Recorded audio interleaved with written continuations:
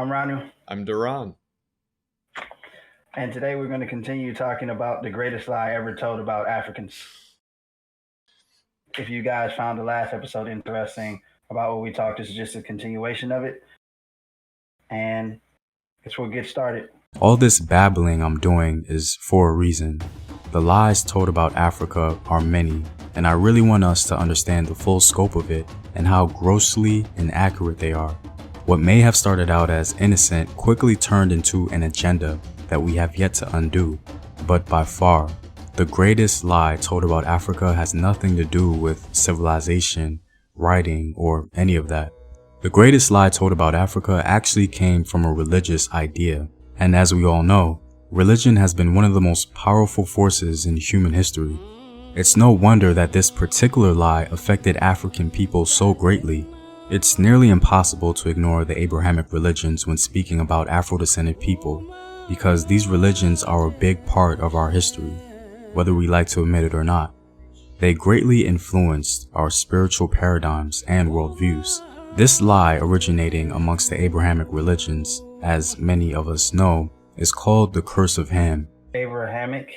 Yeah. I mean, who are those? I mean, who are they? That's Judaism, Christianity, and Islam. So anything based off of the religions allegedly born from Abraham. Okay, I just wondered. I never heard the term Abrahamic, but I believe that it was probably from Abraham. I figured, but I never heard that term before. Yeah, most people would call it Judeo-Christian, but then that leaves out Islam, which of course inherited a lot. So, I mean, I don't know. Yeah, makes sense. All right, back to it. I don't want to distract with theological history or debate, but in short, the Curse of Ham is a misnomer because the curse was really bestowed upon Canaan.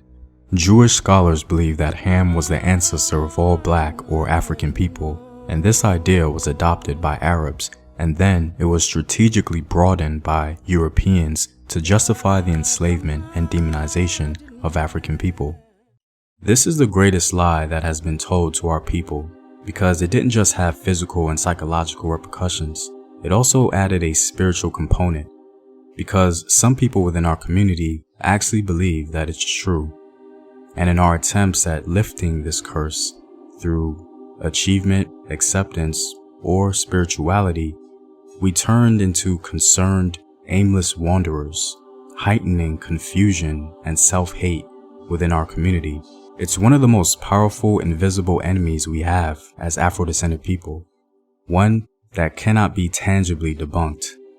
And although the belief in it has diminished greatly, the residuals may still be felt, because no matter our spiritual beliefs today, many of us were raised with this dark paradigm, and so I think it's important for us to speak on it, especially so that we won't pass this baggage on to the next generation.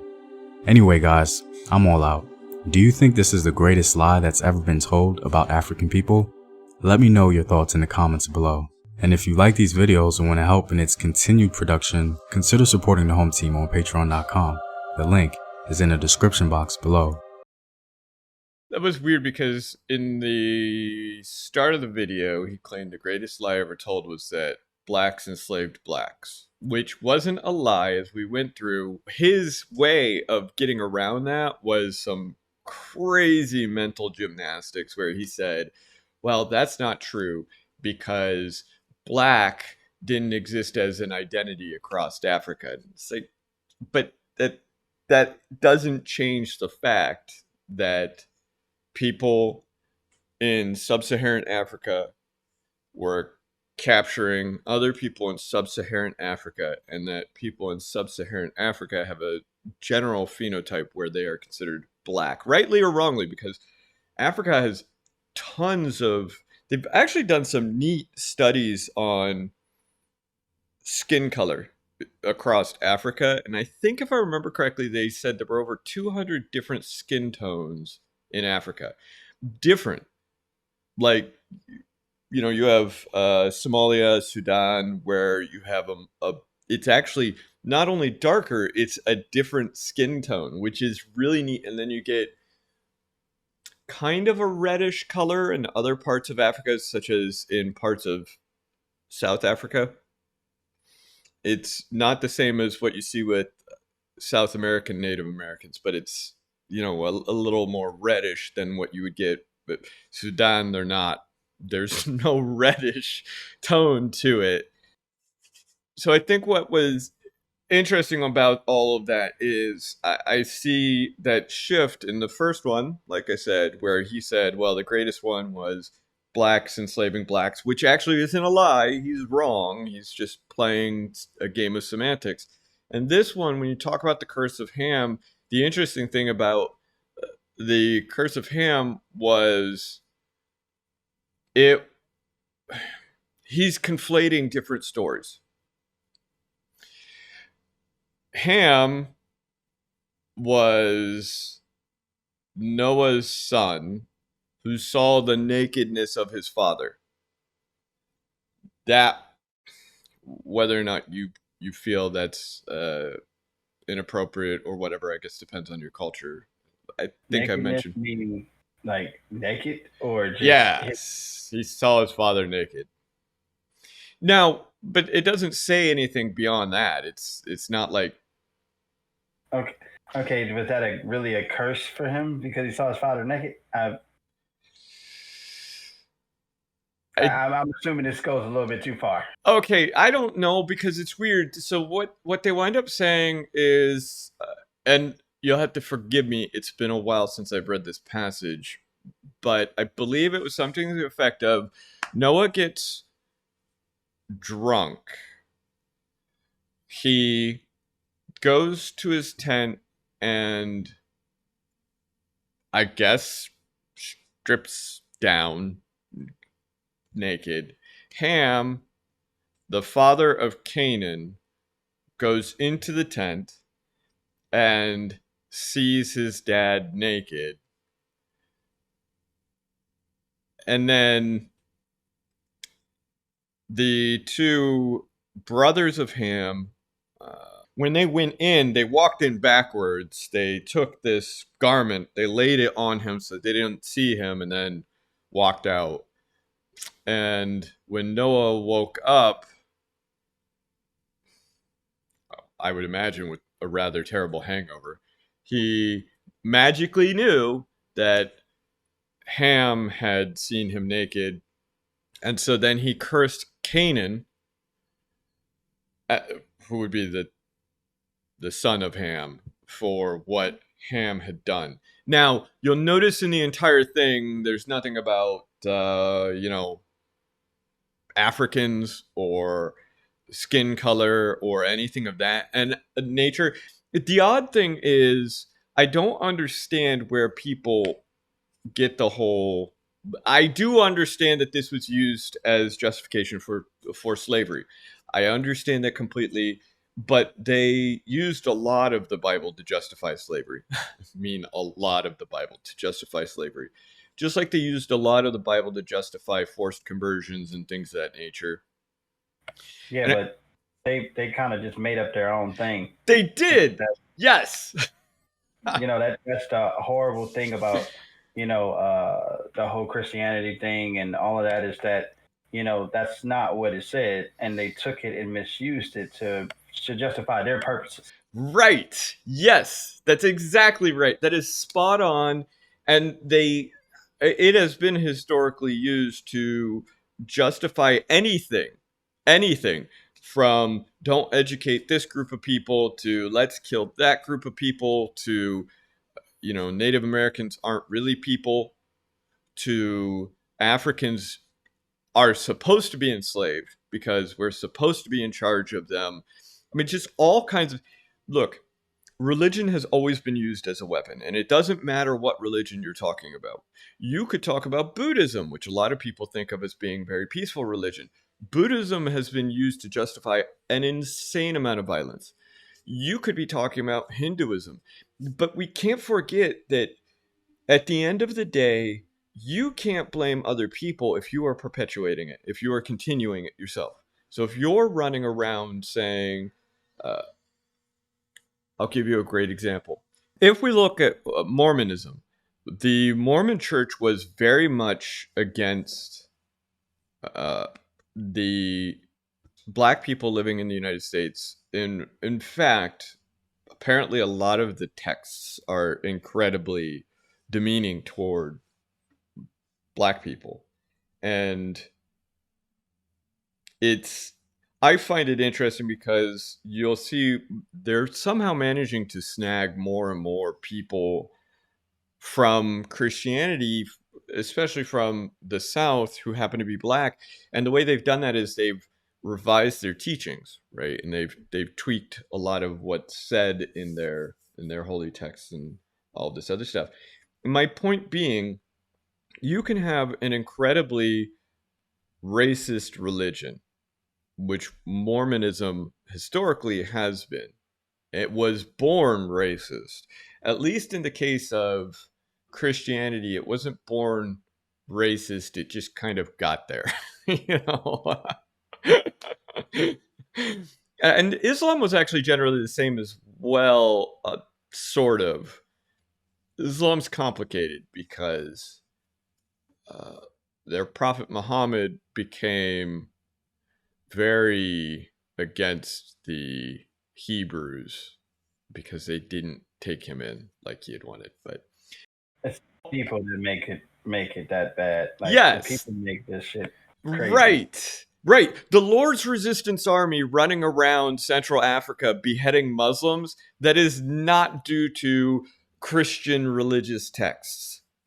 Muslims blowing up themselves to kill other Muslims is 100% not within their texts, but you still see that. ISIS was not following what most people would call Islamic scripture. They had created their own interpretation, and you can't blame the religion for what some people do with it. It doesn't matter what religion you have, people will do that. Confucianism, there are violent wings of Confucianism. There are violent wings of Buddhism. There are violent wings of every religion that I'm aware of, except maybe Jainism. I think that might be the only one where they don't have it. And that's why people justify people who don't understand religion, that it to be evil, because of the people. Right. Because the people and their interpretations of things, and they take it, and everybody can take whatever they think and make it whatever they want it to be.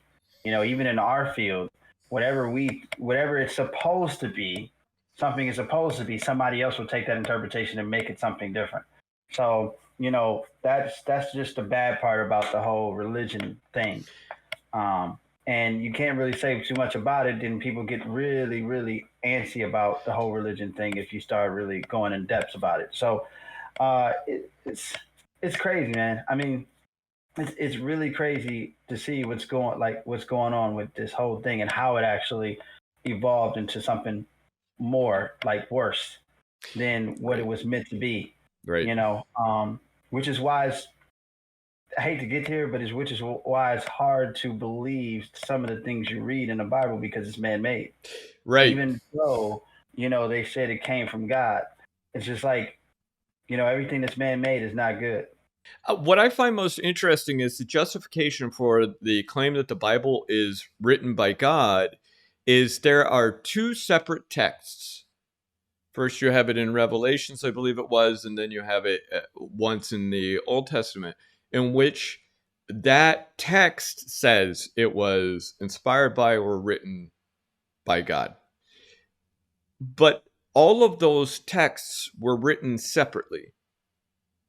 And then they were put together later on. And in fact, depending on your branch of Christianity, you can have a lot more books than other branches, or a lot fewer books. The Catholics have entirely different books, and that's Roman Catholics and Orthodox Catholics have entirely different books within their Bible than your Methodists. And your Methodists actually have huge differences in the text compared to your general Southern Baptists. And I say general Southern Baptists because the Southern Baptists' big thing, just like their Confederacy, was always that every church does their own thing, and it's a very loose confederation of churches. So there aren't set beliefs within the Southern Baptists other than obviously the general Christian stuff, but it's not like the Methodists or the Lutherans or the Presbyterians where they have an overarching, I'm going to say, government, a body that helps to ensure rough cohesion within the churches. The thing I find most interesting is what he's really talking about, as far as today is concerned, is the self-inflicted wound. And I have seen it because I have, so military, the way the military does churches is they have a bunch of different chaplains. And when I was in Okinawa, for example, we had a hardcore, clearly Southern Baptist minister who was the most common one to speak because they only have a couple of ministers at each base. We went to a church in Kadena, and I think it was in Kadena, but it's been a long time. It's been decades, 3 decades almost. But anyway, this guy was very much a hardcore Baptist, and he would go and he would rant and rail against homosexuals, for example, right? In his case, it was condemn this group, hate and condemn that group, stone women kind of deal. I mean, he was very big on that kind of stuff. And what this gentleman is talking about is, I understand that there's a history to it. I get being from a people who were forced to convert and being from a people who were forced to convert recently, and they were converted to a very radical form of Christianity, because that is most Native Americans. That is most people whose ancestors came from reservations. Anyone from Latin America, you get that really heavily. There's a reason why in Mexico you have 2 main branches. You have Pentecostals, and I mean hardcore Pentecostals, and you have hardcore Catholics. And that is because of the forced conversions where they would literally kill entire villages. They would gut people. They would torture them. Did horrible, horrible things to people who didn't convert. So I understand it. I understand it completely. But at some point, it's been 100+ years. At some point, we as a people, as a culture, have to break off the shackles of that religious interpretation, or it's on us. So if we continue to perpetuate that Native Americans were dumb savages, for example, within our own community, who needed to be tortured and killed in the name of God, then that's on us. And I would say the same thing about the African American community if your church is actively teaching that as someone of African descent, you are cursed through Ham's curse, and it's properly called Ham's curse. The gentleman in the video clearly didn't understand what was going on. It's called Ham's curse because, yes, Canaan was cursed, but he was cursed through Ham because of what Ham did by Noah. The story itself is weird, but this story, the Jewish stories generally weren't seen as literal stories. That's a Christian interpretation. They were seen as moral, and that's why you have the Talmud, which is, by the way, fantastic. If you've never read it, it's actually, parts of it are very fantastic. For example, Rebbe Hillel, he has just what I thought are brilliant philosophical arguments and discussions, where in the Jewish tradition, you pick apart the Torah, and you'll sit there and you'll have on the side of the Torah, they would write in their interpretations, and then the students would write in interpretation. I mean, it was neat. It's very much similar to what you see with Buddhism and Confucianism. But anyway, my point being, if your church is self-hating, if your organization that you're in is self-hating, maybe you should try going somewhere else, because if you don't correct it, you will hate. It's similar to so let's say you're not, but let's say that you were homosexual, Ron, Yule. So if you were homosexual, Roniel, and you were going to a Southern Baptist church that was actively teaching that you were a terrible person who was going to burn in the fires of hell and all of this other stuff, just because you like men, let's say you're not even doing anything, you just because you like men, then I would tell you it's sick of you to remain. Yeah, I agree. Here's the thing. So, they have this thing where they, what they believe God said in the Bible. Now, of course, men supposedly were not made for another man. Okay.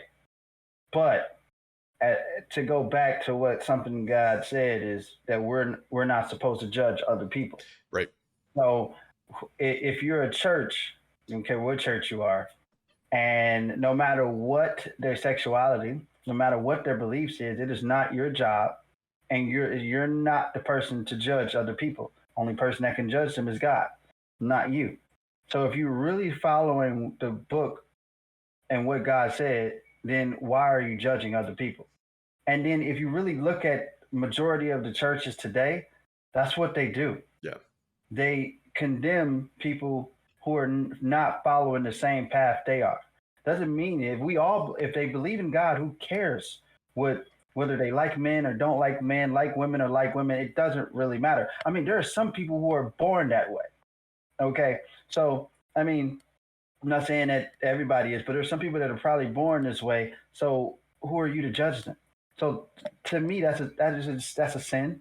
That doesn't make them look any better. I mean, everybody falls short of the glory of God. So I mean, Right. Nobody's perfect. So my thing is, it's like there's not as many church, and that's why it's kind of hard for me, because I'm a Baptist, and the reason why I'm not in church today is because I felt that their principles didn't align with mine. And that was just as I guess we'll get a little deeper. The biggest thing I hate about churches is that they say one thing, but it's really Right. another. Right. And my thing was, it was more, hey, we want you to give this, even if you don't have that. And if you don't have that, we're going to kick you out. I thought the doors were open. Right. I didn't. I know that people get paid to to preach and do these things, but when did it become all about money? Right. Yes. Yes. The tithe of 10%. And if you don't have it, if you're not giving it, there are some places very hostile. Very hostile. It's weird. So that goes from whether you're homosexual, whether you have the money to give or anything. They decide what you can do and what you can Right. be. That makes no sense. That still goes back to the evil of Christianity, because they are still deciding what they want you to be or what they want you to do. That's not their choice, and that's my biggest problem with this whole thing. You know what I'm saying? I think that, if you got to find what works for you, but you don't need a church to worship Yeah. the Lord. I mean, you don't need it. This is your temple. So to me, if this environment or culture is not working for you, then go somewhere else. Right. If none of them are working for you, you don't need to be there. Right. You can now look online and join the church online. You can look and watch streaming, church, if you want. But you can go get a Bible, read your Bible. You don't need to be there. God, says to fellowship with other people, but do you really need to be somewhere that they don't accept you? I mean, yeah. I don't know. Yeah, you're right. At some point, it is a self-hating that I think. Yeah, at some point, you have to change where you're going to because they aren't going to change. Yeah, I mean, it's almost like a cult. Mm-hmm. People just follow the first thing they see or first thing they believe in. Use your own brain, use your mind. Yeah. And if it doesn't work for you, it doesn't work for you. So I agree with you, DaRon, that I feel like you should find somewhere else. And that is, if there's nowhere else, then, you don't need it to believe in God. You don't need it to worship. I mean, you can do that at your own home. Yeah. Have a church at your home, whatever works. But, yeah, just to go back to that, this episode or the episode, what we just seen about the greatest lies. I mean, make up your own mind on what you think is the greatest lies and what you believe in. Don't believe in whatever he says or we say, but make up your own mind on what you think is right. And until the next time, this is our segment. I'm Roniel. I'm DaRon. And if you haven't already, please like, comment, and subscribe to our channel for more episodes like this one. Till next time. Have fun.